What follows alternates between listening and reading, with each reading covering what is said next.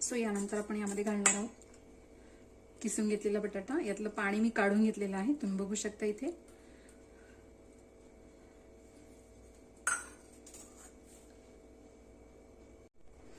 त्याचप्रमाणे कांदा तुम्हाला बारीक कट करून इथे घालायचा असेल तर तो देखील इथे घालू शकता. पण मी इथे असा उभा कांदा चिरून घेतलेला आहे, दिसायलाही छान दिसतो. सर्वात शेवटी आपण यामध्ये दही घालणार आहोत.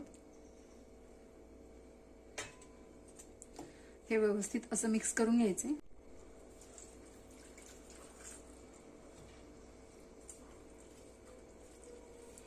थोडं थोडं पाणी यामध्ये ऍड करून आपल्याला याचं बॅटर तयार करून घ्यायचं आहे. इथे तुम्हाला हिरवी मिरची ऍड करायची असेल तर ती देखील इथे घेऊ शकता.